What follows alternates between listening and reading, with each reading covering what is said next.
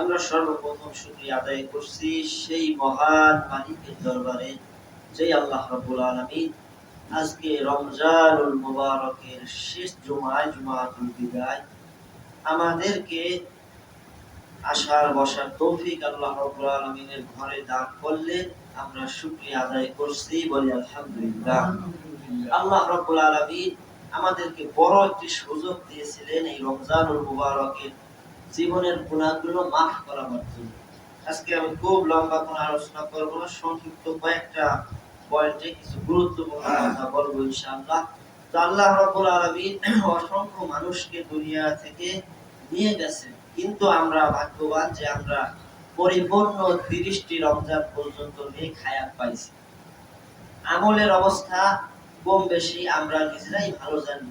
আমাদের আমল সম্পর্কে আমাদের চাইতে ভালো কেউ জানে না। যেহেতু আল্লাহ রাব্বুল আলামিন এই কথা বলেছেন যে কিয়ামতের ময়দানে আল্লাহ বলবেন, ইকরা, পড়ো কিতাবা, তোমার আমলনামা, কাফা বিনাফসিকাল ইয়াওমা আলাইকা হাসিবা, তোমার হিসাব আজকে করার জন্য তুমি নিজেই যথেষ্ট। তো এই জন্য আমরা জানি যে আমরা নিজেরা কতটুকু আমল আখলাক করতে পেরেছি, আল্লাহকে সন্তুষ্ট করতে কতটুকু পারছি, আমরা নিজেরা যদি একটু চিন্তা করি তাহলে বুঝতে পারবো। তো দেখা যায় যে আমাদের যদি আমরা চিন্তা করি, ওখানে ঢুকছো কেন, পাশে যাও, নিরিবিলি বসো। আমরা যদি চিন্তা করি তাহলে দেখি যেটা ফলাফল দাঁড়ায়, আমি মনে করি আমার নিজের কথা, আপনাদের কথা আমি জানি না, যে মনে হয় আমাদের আমল, আমার আমল আমার মনে হয় যে শূন্য। আমার নিজের কাছে মনে হয় হয়তো কিছুই করতে পারিনি, হয়তো কোনো গুনাহই মাফ করাইতে পারি নাই। নিজের আমলের দিক চিন্তা করে আমার কাছে আমার এইটা মনে হইতেছে। জানি না আপনাদের কার কাছে কেমন মনে হইতেছে। এটা আমার নিজের উপলব্ধি যে হয়তো কোনো গুনাহ মাফ করাইতে পারি নাই, যেমন কিছুই করতে পারি নাই, এটা আমার নিজের কাছে মনে হয়। তবুও আমরা হতাশ হই না, কারণ আল্লাহ তাআলা নিজেই আমাদেরকে সান্ত্বনা দিয়ে বলছেন, লা তাকনাতু মির রাহমাতিল্লাহ, বান্দা নিরাশ হইও না, হতাশ হয়ে যাইও না। এই কারণে হতাশ না, কিন্তু আসলে আমরা কিছুই করতে পারিনি। যদি আল্লাহ ক্ষমা না করেন, দয়া না করেন, তাহলে সম্ভব না। তো এই জন্য আল্লাহ রাব্বুল আলামিন রমজান কেন দিয়েছেন এটা আমরা অনেক শুনছি, যে লাআল্লাকুম তাত্তাকুন, বড় একটা উপায় হলো তাকওয়া অবলম্বন, আল্লাহর ভয় আমাদের ভিতরে স্থাপন করা। এটা নিয়ে আমরা গত জুমায় পুরো এই তাকওয়ার বিষয়ে কথা শুনছি, যে তাকওয়া কেমন, তাকওয়া থাকলে কি হয়, তাকওয়া থাকলে একটা মানুষ কিভাবে সোনার মানুষে রূপান্তরিত হয়, এটা আমরা গত জুমায় শুনছি। এই তাকওয়াটা আসলে ধরে রাখার দরকার। গত জুমায় আমি এটাও বলছিলাম যে একদম বেনামাজি যে সেজদায় কেন পশ্চিম দিক, সেও রমজানের রোজা রাখে, তখন সে পানি খায় না আল্লাহর ভয়ে, এটা সত্য। ঠিক এখন এই রমজানটা আমাদেরকে পরিবর্তন করতে আসছিল। এখন এই পরিবর্তন যদি না হয়, সেই রমজানের আগেও যেমন, এই রমজান যাওয়ার পরেও যদি তেমন হয়, তাহলে এই রমজান আমাদের কোনো কাজে আসবে না। ওই মৃত মানুষের মতো, মৃত মানুষ কবরে বসিয়া কোনো আমল করতে পারে নাই। কারণ আমরা যদি সেই জীবিত মানুষ হইয়া সেই রমজানের বরকতটা হাসিল করতে না পারি, ধরে রাখতে না পারি, শিক্ষাটা এই এক মাসের যে ক্লাস আমাদের রুটিন মাফিক সবকিছু চলছে, একদম সকাল থেকে সন্ধ্যা, ইফতারি 2 মিনিট আগে ইফতার শুরু করে না, একদম রুটিন টু রুটিন, নামাজ রোজা সমস্ত কিছু আমরা একটা রুটিনে ছিলাম। এই রুটিনটা যদি আমরা হারাই ফেলি এই রমজানের পরে, তাহলে এটা আমাদের জন্য দুঃখের বিষয়, এবং এই রমজান আমাদের তাহলে আসলে কোনো কাজেই কিন্তু আসবে না। এই বিষয়টা অবশ্যই আমাদের গুরুত্ব রাখতে হবে। এরপরে ঈদ উল ফিতর আগামীকাল হবে ইনশাআল্লাহ, আশা করা যায় পরিপূর্ণ, যেহেতু আজকে 30শে রমজান চলছে। তো ঈদ উল ফিতর মুসলমানদের জন্য একটা খুশির দিন, উৎসবের দিন। ইহুদিরা তারা উৎসব পালন করত, তখন রাসূল করিম সাল্লাল্লাহু আলাইহি ওয়াসাল্লাম বললেন, তোমাদের জন্য 2টা দিন আমি আনন্দের জন্য করে দিলাম আল্লাহর পক্ষ থেকে, একটি হলো ঈদ উল ফিতর আর একটি হলো ঈদ উল আযহা, এর মানে কুরবানির ঈদ আর রোজার ঈদ, আমরা বাংলা যে এই নামে চিনি। তো ঈদ উল ফিতর আগামীকাল, তখন ঈদ উল ফিতরের একটা আনন্দ, এটা মুসলমানদের ভিতর থাকা উচিত। বিশেষ করে এই আনন্দটা রোজাদারদের জন্য বেশি, কারণ এই রোজা একটি মাস আল্লাহ তাআলার হুকুম মান্য করে দিনে খায় নাই, আল্লাহর হুকুম পালন করছে আল্লাহর সন্তুষ্টির জন্য। আল্লাহ তাআলা এই যে রমজানের ধারাবাহিকতা, এটা ভাঙার জন্য ঈদ উল ফিতর দিয়েছে। কাল থেকে দেখা যাবে যে মানুষ খাওয়া দাওয়া করবে, আল্লাহ শুকরিয়া আদায় করবে। আল্লাহ রাব্বুল আলামিন এই 2টা দিন যে দিয়েছে, এটা আল্লাহ রাব্বুল আলামিন একটা অশেষ বড় নিয়ামত। তো এই যে ঈদুল ফিতর এবং ঈদুল আজহা সম্পর্কে রাসূল সাল্লাল্লাহু আলাইহি ওয়াসাল্লাম তিরমিজি শরীফের মধ্যে বলছেন, দেখা যায় এই প্রবাহটা এখন বাংলাদেশে ঢুকছে। আমি দেখছি 2 দিন আগেও এক জায়গায় 7 জন মিলে ঈদুল ফিতরের নামাজ আদায় করছে। দেখছেন নাকি? দেখেন নাই হয়তো, মোবাইলে দেখলাম আমি 7 জন মিলে, মানে ইচ্ছা মতো। ওই শুনছে আফগানিস্তান ঈদ উদযাপন করছে বৃহস্পতিবার গতকালকে, আজকে সৌদি আরব সহ যেসব জায়গায় চাঁদ উঠে ওইখানে করছে, আগামীকাল আশা করা যায় যে আমাদের ঈদ উল ফিতর হবে। তো তারা ওই যে আফগানিস্তান ঈদ করছে ওই নিয়ত করে এখন ওদের সাথে তাল দিয়ে একা একা ঈদ করতেছে, কিন্তু এটা নিয়ম না। রাসূল কারীম সাল্লাল্লাহু আলাইহি ওয়াসাল্লাম বলছেন, যেই দিন সকল মানুষ ঈদ উল ফিতর পালন করবে সেই দিনই হলো ঈদ উল ফিতর, এবং যেই দিন ওই সকল মানুষ ঈদ উল আজহা পালন করবে সেই দিন হবে ঈদ উল আজহা। অন্য একটা হাদিসে বাইহাকী শরীফের মধ্যে আসছে, রাসূল সাল্লাল্লাহু আলাইহি ওয়াসাল্লাম বলেছেন, যেই দিন ইমাম অথবা রাষ্ট্রপ্রধান অথবা সরকার থেকে কুরবানির দিন অথবা ঈদের দিন যেদিন ঘোষণা করা হবে সেই দিনই তোমরা ঈদের দিন পালন করবা। এটা রাসূল সাল্লাল্লাহু আলাইহি ওয়াসাল্লামের নির্দেশ। ঈদ মানে একত্রিত আনন্দিত হয়, এক জায়গায় হওয়া। এটা একটা মানে আমার মতো আমি আজকে করলাম কাল আপনার মতো করলেন, এইটা না। ঈদ আল্লাহ তাআলা রাসূল সাল্লাল্লাহু আলাইহি ওয়াসাল্লাম আমাদেরকে বলেছে যে একত্রিত হও, একসাথে এটা করো, নিজের ইচ্ছা মতো না। যে সরকার থেকে ঘোষণা আসবে সেই দিন তোমরা ঈদুল ফিতর অথবা ঈদুল আজহা পালন করো। এই জন্য আমরা নিজেদের ইচ্ছা মতো এটা করব না। ঈদুল ফিতর আল্লাহ রাব্বুল আলামিন তার হাবিব মুহাম্মদুর রাসূলুল্লাহ সাল্লাল্লাহু আলাইহি ওয়াসাল্লামের পদ্ধতিতে আমাদেরকে আদায় করতে হবে। তাহলে আমাদের আনন্দের সাথে সাথে অবশ্যই কল্যাণ সওয়াবের যে বিষয়টা সেটিও আল্লাহ রাব্বুল আলামিন আমাদেরকে অগণিত দান করবে। তো ঈদুল ফিতর এবং ঈদুল আজহা এটা আমরা চাঁদ দেখে মাস শুরু করি, আরবি মাস। আর এটি নিয়ম, আমাদের মূল মাস হলো আরবি মাস। আল্লাহ রাব্বুল আলামিন সূরা মাইদায় বলেছেন যে আমি চাঁদ এবং তারকাকে আমি ক্যালেন্ডার রূপে তোমাদের কাছে আমি পাঠাই দিছি। এটা পৃথিবীর শুরু থেকে একটা হিসাব মতো চলতেছে। আমি বিস্তারিত ওইদিকে যাচ্ছি না সময় সংক্ষিপ্ততার কারণে। যে আল্লাহ তাআলা আমাদেরকে জানাইছেন এই অনুযায়ী তোমরা মাস শুরু করো, শেষ করো। এবং তারকার বিষয়ে আরেকটা কথা বলা হয়েছে যে এইটা তোমাদের দিছি এমন ভাবে যেন তোমরা রাস্তা চিনতে পারো। আগে এইভাবেই চলছে, এখন আমরা ডিজিটাল পদ্ধতিতে আসছি, এখন আমাদের তারকা দেখে ওগুলো হিসাব করা লাগে না পর্দা। আগে মানুষ একটা তারকা দেখে বলে দিতে পারতো এইটার কোন দিক যাইতে হবে, একটা ম্যাপ ছিল, আমরা সে সম্পর্কে জানি না বললেই চলে। তো যাই হোক, যেটা মূল বিষয় যে আল্লাহ রাসূল সাল্লাল্লাহু আলাইহি ওয়াসাল্লাম এই চাঁদ উঠলে, চাঁদ ওঠার পরে একটা দোয়া রাসূল সাল্লাল্লাহু আলাইহি ওয়াসাল্লাম নতুন চাঁদ দেখে পড়তেন, আমাদেরকে শিখিয়ে দিয়েছেন। তিরমিজি শরীফের মধ্যে হাদিসটা আসছে।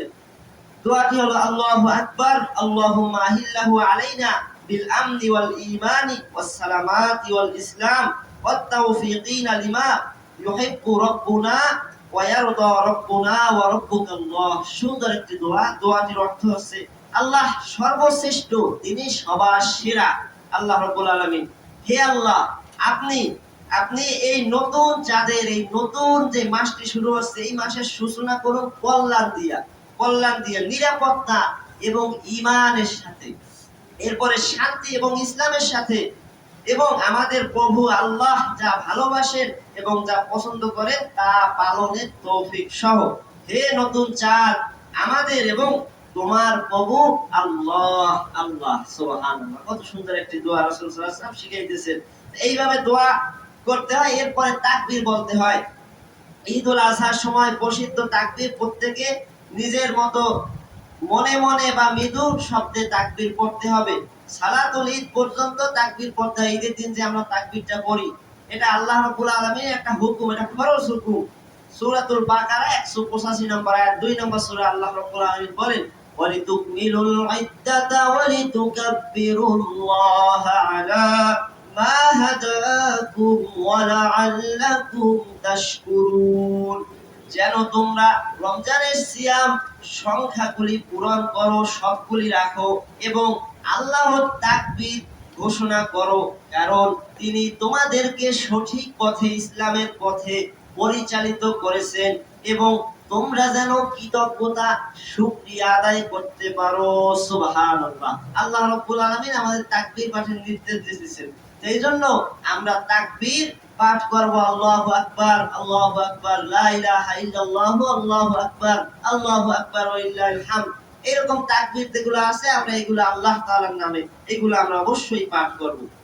রাসূল কারীম সাল্লাল্লাহু আলাইহি ওয়াসাল্লামের ঈদুল ফিতর এবং ঈদুল ফিতরের বিশেষ করে একটা গুরুত্বপূর্ণ বিষয় হলো ফিতরা। এই বিষয়ে আপনারা শুনছেন, বিস্তারিত শুনছেন। তো আমরা এটা দিয়ে দেওয়ার চেষ্টা করব, তাহলে গরিব মানুষ যারা খাইতে পায় না তাদের মুখে যেন হাসি ফোটে, তাদেরকে আমরা খুশি করার চেষ্টা করব ঈদের দিনে। এটা গুরুত্বপূর্ণ একটা জিনিস, ঈদের নামাজের ভিতরে অথবা দিয়ে দেওয়া উচিত, অবশ্যই আমাদের দায়িত্ব। যা দিয়ে হোক আমরা এই খেজুর অথবা টাকা পয়সা যা দিয়ে হোক দিয়ে দেওয়ার চেষ্টা করবো। আরেকটা সুন্নাত হাদিস শরীফের মধ্যে আসছে, রাসূল কারীম সাল্লাল্লাহু আলাইহি ওয়াসাল্লাম ঈদুল ফিতরের দিনে খাদ্য গ্রহণ না করে বের হইতেন না, কিছু মিষ্টি মুখ করে এরপর বের হইতেন। ঈদুল ফিতর মানে এই ঈদে, রোজার ঈদে, এটা হলো সুন্নাহ। চেষ্টা করবেন ঈদুল ফিতরের নামাজে আসার আগে কিছু না কিছু খাদ্য, বিশেষ করে মিষ্টান্ন যে কোনো কিছু খাইয়ে বের হয়, এবং ঈদুল আজহার দিনে তিনি ফিরে আসার আগে কিছুই খাইতেন না, মানে খালি পেটে তাড়াতাড়ি ঈদগাহ যাইতেন।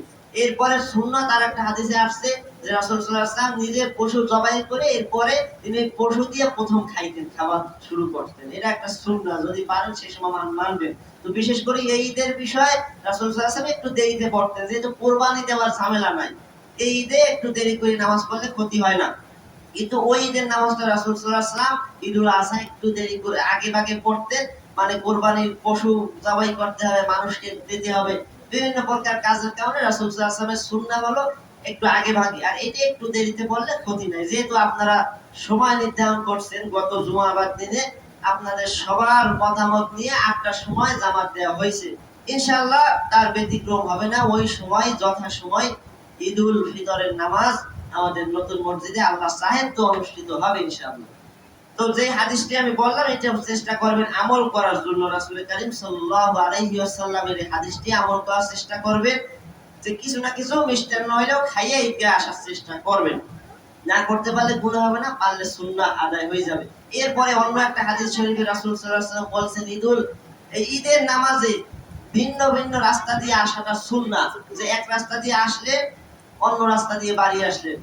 এটা কি হয় যে সমস্ত মানুষের সাথে দেখা সাক্ষাৎ হয়, এটা একটা সুন্নাহ। এবং আরেকটা সুন্নাহ হলো পায়ে হাঁটে রাসূল সাল্লাল্লাহু আলাইহি ওয়াসাল্লাম ঈদগাহে আসতেন, হাঁটে হাঁটে আসতেন, কোনো বাহনে চলে আসতেন না, তাদের সময় তো উট ঘোড়া এগুলো ছিল, তো তিনি হাঁটে হাঁটে আসতেন। এই হলো আরেকটা সুন্নাহ, ঈদগাহে আগে ভাগে হাঁটে হাঁটে আসবেন।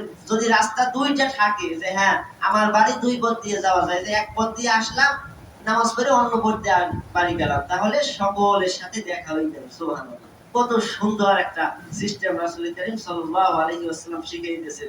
সালাতুল ঈদ হলো ইসলামী ব্যক্তিত্ব, ঐক্য, ভালোবাসার একটা প্রতীক। এটা আল্লাহ রাব্বুল আলামিন এই ঈদের মাধ্যমে মানুষের সাথে কত সাক্ষাৎ হয়। স্বাভাবিকভাবে যদি আমরা চিন্তা করি যে অনেক মানুষ দূর দূরান্তে থাকে, সব সময় দেখা হয় না, আল্লাহ রাব্বুল আলামিন এই নিয়ামতের কারণে দেখা যায় ঈদের আগে সবাই চিন্তা করে একটু বাইরে যেয়ে ঈদ করতে পারলে ভালো হয়। তাহলে দেখা যায় অনেকের সাথে এই দেখেন সারা বছর সাক্ষাৎ না হইলেও এই ঈদের সময় সাক্ষাৎটা কিন্তু হয়ে যাইতেছে। এটা আল্লাহ তাআলার একটা রহমত। এই জন্য আমরা এই বিষয়টা খেয়াল রাখবো যে সারাদিন ঈদের নামাজের দিন ঘুমাই থাকলাম, আর অনেকে বলে যে ঈদের আর ফিলিংস নাই বা অনুভূতি নাই, আগের মতো আসলেই নাই, এটা বাস্তবতা, এটা মানিয়ে নিতে হবে। যে আগে যেরকম ঈদ ছিল 10 বছর আগে, সেই ঈদটা এখন আর মানুষের ভিতর নাই। কারণ ইবাদত মানুষের ভিতর থেকে যে মূল যে স্পৃহা এটা উঠে গেছে, ওই রকম ইবাদত নাই। কারণ সারা বছর তারাবির নামাজে গড়ে 10 জন মানুষ ঠিক মতো আসছে, দলে সরে মাত্র 10 জনের কথাই বললাম, কিন্তু ঈদে দেখবেন অনেক মানুষ আসবে। তো উচিত ছিল যারা এলাকায় ছিলাম, সুস্থ সবল মানুষ ছিলাম, অনেক বলতে বলতেই তোমার তো আসছি, কিন্তু ওইভাবে আমাদের আশা অনুরূপ মানুষ আমরা কিন্তু পাই নাই। এত বলার পরেও মানুষ আসে নাই নামাজে। দেখা গেছে ইফতারিতে যে মানুষ পাইছে তাও তারাবির সময় পাই নাই, এটা আমাদের দুর্ভাগ্য। তবুও আমাদের চেষ্টা করা উচিত। আল্লাহ রাব্বুল আলামিন যে সম্মানিত একটা মাস দিয়েছিলেন, এটা নিয়ে আমাদের এমন কিছু করা উচিত ছিল আমাদের দ্বারা, যেন আল্লাহ রাব্বুল আলামিন আমাদের জীবনের গুনাহগুলো মাফ করে দেন। সেই অনুযায়ী যতটুকু পারছি আল্লাহ তাআলার কাছে ক্ষমা চাইবো, বেশি বেশি তৌফিক চাইবো। আল্লাহ রাব্বুল আলামিন যেন দোয়া করি যেন সবাইকে আগামী রমজান পর্যন্ত নেক হায়াত দান করেন, এবং অবশ্যই অবশ্যই আমরা সকলে মিলেমিশে একসাথে সমস্ত রাগ অভিমান ঝামেলা সব ছেড়ে ফেলে দিয়ে আল্লাহ তাআলার সন্তুষ্টির উদ্দেশ্যে আমরা ঈদের নামাজ পড়ব, সবার সাথে সাক্ষাৎ করব, ভালো ভালো বাক্য বিনিময় করব, সুন্দর কথা বলবো, সমস্ত মনের ভিতরের অহংকার লালসা, সমস্যা এগুলো সব ছাড়িয়ে ফেলে দেব। একমাত্র আল্লাহর সন্তুষ্টির জন্য আমরা ঈদের নামাজ আদায় করব। মনের ভিতর কোনো প্রকার হিংসা অথবা এই জাতীয় কোনো কিছু আমরা রাখবো না। আল্লাহর জন্য সব মুছে ফেলে দেবো। সবাই আমার ভাই, এলাকার মানুষ, যদি কারো ভিতরে এরকম থাকেও মন মালিন্য, কথা হয় না, রাগারাগি বিভিন্ন প্রকার, এগুলো আল্লাহর জন্য ঝাড়িয়ে ফেলে দেন। হাদিস শরীফে আসছে 3 দিনের বেশি রাগ রাখা একদম জায়েজ নেই, হারাম। হারাম, 3 দিনের বেশি রাগ রাখা জায়েজ নাই কারোর সাথে। যদি রাখে সে গুনাহের মধ্যে লিপ্ত হবে। এই জন্য যদি এখনো থাকে, আমার উদাত্ত আহ্বান, অনুরোধ যে এগুলো মন থেকে ঝাড়িয়ে ফেলে দেন। আল্লাহর সন্তুষ্টির জন্য এক হয়ে যান। আল্লাহর সন্তুষ্টির জন্য একজন আরেকজনকে ভালোবাসুন, যাতে আল্লাহ রাব্বুল আলামিন আমাদেরকে মাফ করে দেন। কারণ হাদিস শরীফের মধ্যে আসছে কিয়ামতের ময়দানে 7 শ্রেণীর লোককে আরশের নিচে ছায়া দান করা হবে। তার মধ্যে এক ব্যক্তি হলো ওই যেই ব্যক্তি আল্লাহর জন্য মানুষকে ভালোবাসে, একজনকে ভালোবাসে এবং আল্লাহর জন্যই ঘৃণা করে। আল্লাহর পথে না চললে তাকে ওই জন্য বলে যে তোমাকে আমি এখন ভালোবাসি না, কারণ তুমি আল্লাহর পথে নাই। তুমি আল্লাহর পথে চলে আসো, তাহলে তোমাকে আমি আবার আগের মতো ভালোবাসি। এইরকম আল্লাহর জন্য যে তার মুসলমান ভাইকে ভালোবাসবে, সেই ব্যক্তিকে আল্লাহ রাব্বুল আলামিন আরশের নিচে ছায়া দান করবেন। সুবহানাল্লাহ। তো এই জন্য এই বিষয়টা অবশ্যই আমরা গুরুত্ব দেব। এরপরে একটি হাদিস না বললেই নয়, যে হাদিসটি রাসূল কারীম সাল্লাল্লাহু আলাইহি ওয়াসাল্লাম আমাদেরকে বলছেন যে শাওয়াল মাস শুরু হতে যাচ্ছে এই চাঁদের সাথে সাথে। এই সময় আমরা 6টি রোজার বিষয়ে আমরা শাওয়াল মাসের ভিতরে যে কোনো দিন একসাথে রাখার নিয়ম মানে রাখতে হবে এরকম না। আপনি ভাঙেও রাখতে পারেন, একসাথেও রেখে দিতে পারেন, ক্ষতি নাই। তবে 6টা রোজা অবশ্যই রাখবেন। যেহেতু এতগুলো রোজা রাখছেন, এই 6টা রোজা যদি কেউ রাখে, মুসলিম শরীফের 2 নম্বর খণ্ডের 822 নম্বর হাদিসে রাসূল কারীম সাল্লাল্লাহু আলাইহি ওয়াসাল্লাম বলেন, যেই ব্যক্তি রমজান মাসে সিয়াম পালন করবে, এরপরে শাওয়াল মাসে 6টা সিয়াম পালন করবে, তার সারা বছর রোজা পালনের মতো হবে। সুবহানাল্লাহ। এর মানে সারা বছর রোজা সওয়াব আল্লাহ আমলনামায় দান করবেন। সুবহানাল্লাহ। এই আমলটা আমি অনুরোধ করব, আপনারা আপনার পরিবারের সবাইকে বলবেন এবং আপনারা নিজেরাও এই রোজা মাত্র আপনি পুরো মাসে 29 থেকে 30 দিন, তো আরবি মাসের ভিতর মাত্র 6টা রোজা আপনার সুবিধা মতো রাখি দেবেন। সুবিধা মতো আপনার যেভাবে সুবিধা হয় সেইভাবে রাখেন, একদিন পর একদিন রাখেন, যেভাবে আপনার ভালো হয়। অথবা অন্য কায়দা রাখতে পারেন যে কমপক্ষে 4টে সপ্তাহ তো পাবেন, এর ভিতরে সোম বৃহস্পতিবার রোজা রাখা সুন্নাহ, ওই দিন রাখি দিলে ওই সুন্নাহ তো হয়ে গেল, 6 রোজাও হয়ে গেল। এরপরে আইয়ামে বীজের রোজা আছে 13, 14, 15 আরবি চন্দ্র মাসে, ওই 3 দিন যদি 3টে রাখেন, ওইটার সওয়াব হইল, 6 রোজাও হয়ে গেল। সুবহানাল্লাহ। এরকম হিসাব করলেও আপনি ডবল সওয়াব কামাই করতে পারেন। এটা আপনাদের সাথে আমি শেয়ার করলাম, কারণ আমি নিজেও এরকম একটা চিন্তা করলাম আপনাদেরকেও বলি, আমার কারণে আপনারা রাখলে আপনারাও সওয়াব পাই গেলেন। এটা আমি নিজে চিন্তা করলাম, এই জন্য বললাম যে এইরকম কায়দা করে আপনারা ইনশাআল্লাহ রোজাগুলো রাখবেন, ছাড়বেন না। যারা রমজানে কষ্ট করে 30টা দিন রোজা রাখছেন, আশা করি এই 6টা দিন 6টা রোজা আর কি আপনারা ইনশাআল্লাহ রাখি দেবেন। এরপরে ওই যে বিষয়টা প্রথম আমি উল্লেখ করছি, এতদিন বলতে আসছি যে তাকওয়া, এইটা ছাড়িয়ে দেয়া আমাদের কিন্তু যাবে না। কারণ এই রমজান আমাদের অনেক কিছু শিখিয়েছে, এর ভিতরে সবথেকে গুরুত্বপূর্ণ হলো তাকওয়া। এই তাকওয়াটা যদি হারাই যায় রমজানের পর, রমজানে রোজা রাখছে যে আল্লাহ দেখতেছে, রমজানে রোজা রাখছে আল্লাহ দেখতেছে, এই রমজানের পর নামাজ না পড়লে কি আল্লাহ দেখবে না? দেখবে। আপনি রমজানের পর মিথ্যে কথা বললে, গুনাহ করলে, বিভিন্ন প্রকার গুনাহ যাই করেন, আল্লাহ কিন্তু দেখতেছে, কোনো মাফ নাই। এই জন্য অবশ্যই আপনারা এই বিষয়টা খেয়াল রাখবেন যে তাকওয়া, হয়তো ইবাদত কিছু কমে যাবে, রমজানের মতো ইবাদত আমরা করতে পারি না রমজানের পরে, কিন্তু কমপক্ষে ফরজ ইবাদত, এরপরে টুকটাক নফল ইবাদত, সুন্নাহ, এইগুলা যেন বাদ না পড়ে যায়। তাহলে যদি এইরকম হয়ে যায় যে হ্যাঁ আবার সব সেই আগের মতো হয়ে গেল, নামাজও পড়লাম না, আল্লাহর হুকুম মানলাম না, তাহলে আপনার এইরকম পাগলামি এর চাইতে আর কিছুই হইতে পারে না। এটা একটা উদাহরণ আল্লাহ রাব্বুল আলামিন কোরআনুল কারীমে দিয়েছেন। সূরাতুন নাহাল 16 নম্বর সূরা 92 নম্বর আয়াত, ওয়ালা তাকুনু কাল্লাতী নাকাদাত غسلها من بعد قوة আনকাসা, তোমরা সেই উন্মাদিনী পাগলি মহিলার মতো হইও না, যে তার সুতা মজবুত করে পাকানোর পরে সেই পাকগুলো খুলে আবার নষ্ট করে ফেলে। সুবহানাল্লাহ। কি সুন্দর উদাহরণ। আল্লাহ তাআলা বললেন যে ওই মহিলার মতো হইল না যে সুন্দর করে কষ্ট করে পাক দিয়ে দিয়ে সুন্দর করে একটা দলা বানাইছে, এরপরে শুধু শুধু ওই যে টানি বলে সিঁড়ি ফিরে আলাদা করে ফেলাই দিল, নষ্ট করে ফেলাই দিল। এর মানে কি? এই রমজানে আপনি কষ্ট করছেন, এত ইবাদত করে নিজেকে একটা অন্য পর্যায়ে নিয়ে আসছেন, 30টা রোজা আল্লাহর ভয়ে রাখছেন, মানে নিশ্চয়ই কিছু না কিছু পরিবর্তন আপনার হয়েছে। যে হইতে পারে আগে 2 রাকাত নামাজ ছুটে যাইতো, এখন হয়তো নামাজ ছোটে না। এরপরে অন্য অনেক পরিবর্তন রমজান আমাদের মধ্যে পরে ধৈর্য বাড়ায়। এই ধৈর্যটা হয়েছে এখন রমজান চলে গেছে, একজনের সাথে একটু কথা কাটাকাটি হয়েছে, আপনি সর্বে সব তারে গালাগালি করবেন। তাহলে আর কাজ হইল কি? ওই যে সুতা পাকাইছিলেন রমজানে, আপনার নিজেকে পরিশুদ্ধ করছিলেন, তাকওয়াবান করছিলেন, সেই তাকওয়া বাইরে হয়ে গেল ওই সুতা ছাড়ি দেওয়ার মতো। তাহলে আপনার এই রমজান দ্বারা কোনো উপকার হইল না। এই জন্য অবশ্যই এই বিষয়টা খেয়াল রাখতে হবে। এরপরে আর একটা বিষয় গুরুত্বপূর্ণ, যে আমরা শিরিক করব না। এই শিরিক হলো খুব মারাত্মক ইবাদত, মারাত্মক গুনাহের কাজ। শিরিক করলে তার পূর্ববর্তী ইবাদতগুলো বাতিল হয়ে যায়। কেউ যদি জিনাও করে, দর্শনও করে, কথার কথা বোঝার জন্য বলছি, তাহলেও এরকম হাদিস নাই যে পিছনের সওয়াবগুলো মুছে যাবে, এরকম নাই। বিশাল কবিরা গুনাহ হবে কিন্তু পিছের সওয়াব মুছবে না। কিন্তু শিরিক এমন ভয়ানক একটা ইবাদত, মানে একটা গুনাহ এত ভয়ানক যে এই শিরিক করলে পিছনের সওয়াবগুলো মুছে যায়। আল্লাহ রাব্বুল আলামিন সেই কথা আমাদেরকে সূরা জুমারের 65 নম্বর আয়াতে বলছেন, ওয়ালাকাদ উহিয়া ইলাইকা ওয়া ইলাল্লাযীনা মিন ক্বাবলিক লাইন আশরাকতা লায়াহবাতান্না আমালুকা ওয়া লাতাকুনান্না মিনাল খাসিরিন। তোমার প্রতি হে রাসূল করিম সাল্লাল্লাহু আলাইহি ওয়াসাল্লাম এবং তোমার পূর্ববর্তী যারা ছিল তাদের উপরে আমি ওহী নাযিল করে জানিয়ে দিয়েছি যে তুমি যদি আল্লাহর শরীক স্থাপন করো, শিরিক করো, তাহলে তোমার কর্ম সওয়াবগুলি সব নিষ্ফল, মানে নষ্ট হয়ে যাবে এবং তুমি হবে ক্ষতিগ্রস্তদের অন্তর্ভুক্ত। নাউজুবিল্লাহ।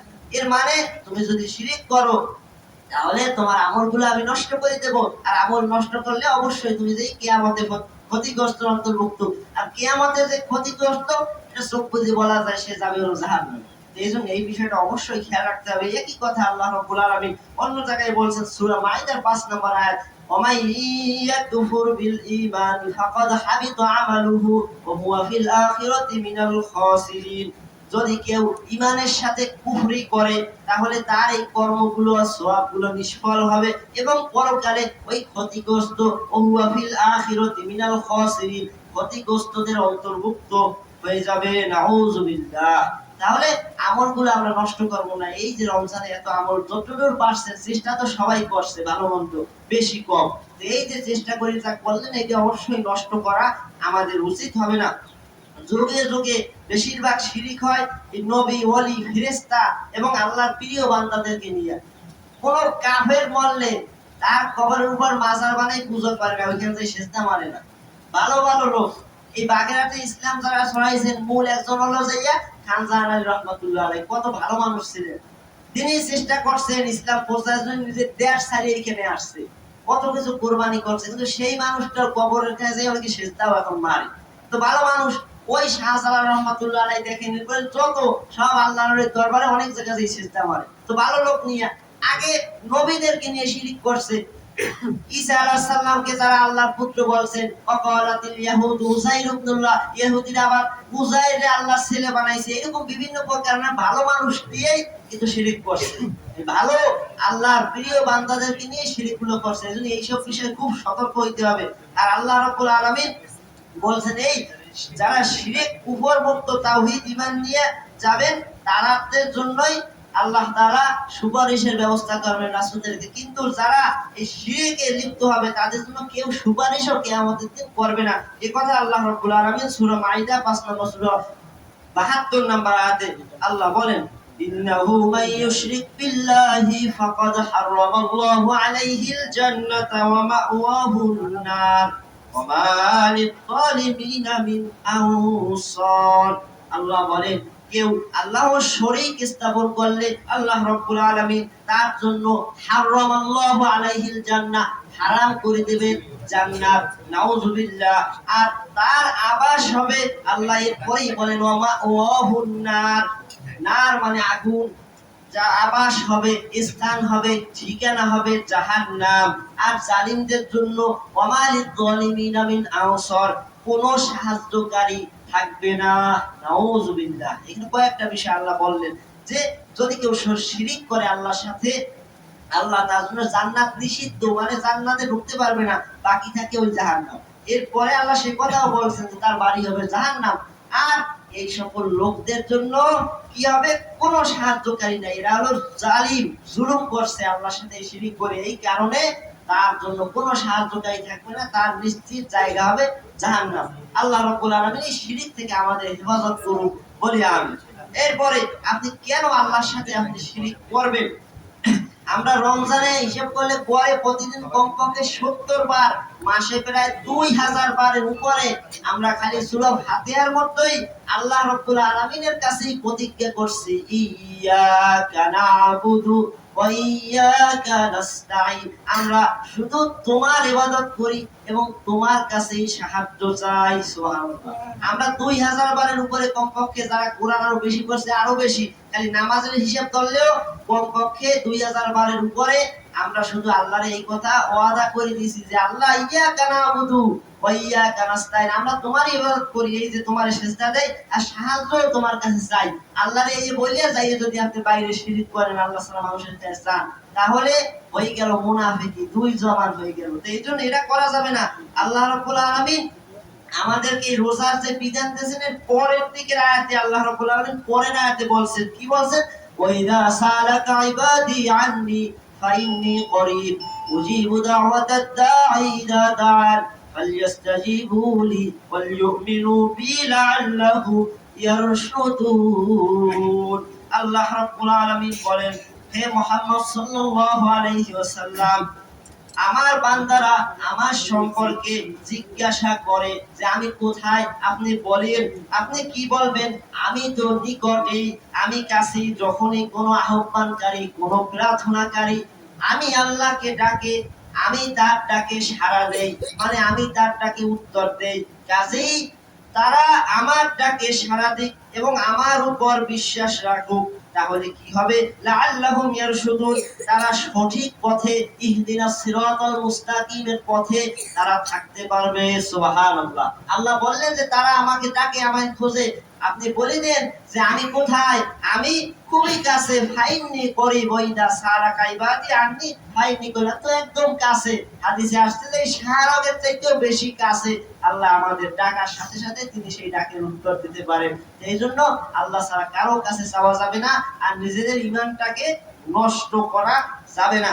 এটা খুবই গুরুত্বপূর্ণ একটা পয়েন্ট, এইটা কিন্তু আমাদের মনে রাখতে হবে।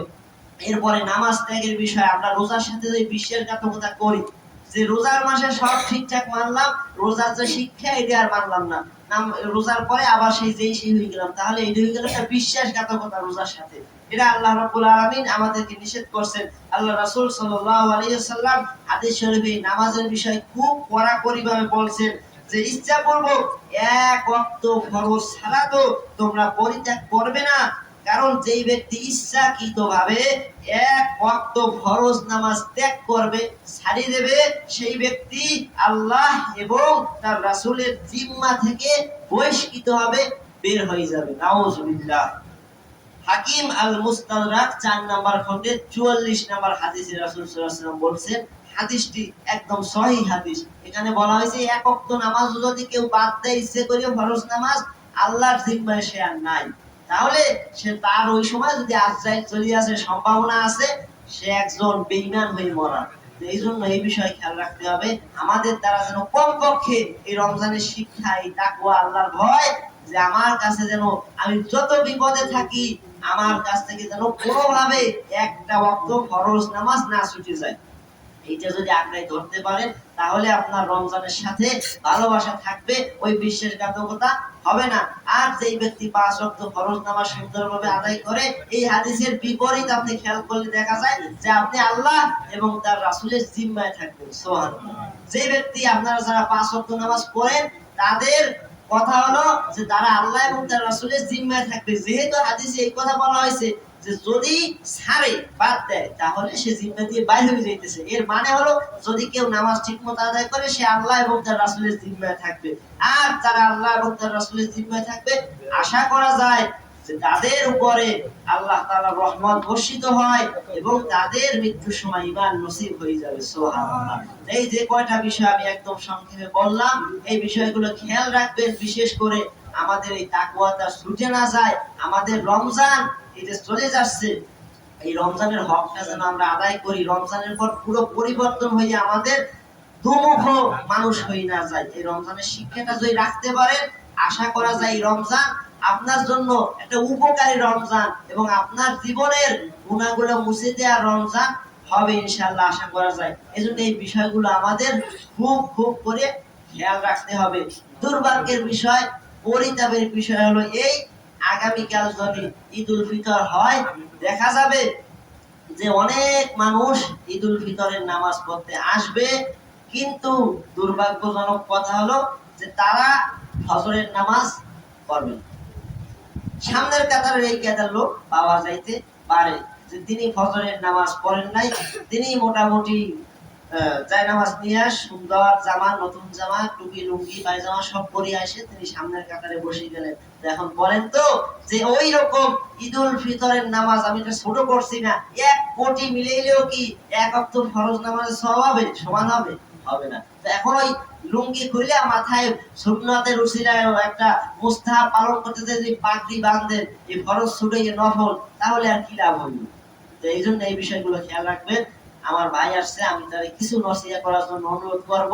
আল্লাহ রাব্বুল আলামিন, আমি যা কিছু বললাম আল্লাহ রাব্বুল আলামিন যেন প্রথমে সবার প্রথম, আমি সব সময় বলি, আমাকে এবং আমাদের সবাইকে আমল করার তৌফিক দান করেন। সকলে বলি আমিন। আরো কিছু কাজ বাজ আছে ইনশাআল্লাহ, এগুলো হবে। হাদা মা ইনদি ওয়া ইলমু ইনদাল্লাহ, আলাইহি তাওয়াক্কালতু ওয়া ইলাইহি উনীব। সুবহানাকা ওয়া বিহামদিকা আশহাদু আন লা ইলাহা ইল্লা আনতা আস্তাগফিরুকা ওয়া আতুবু ইলাইক।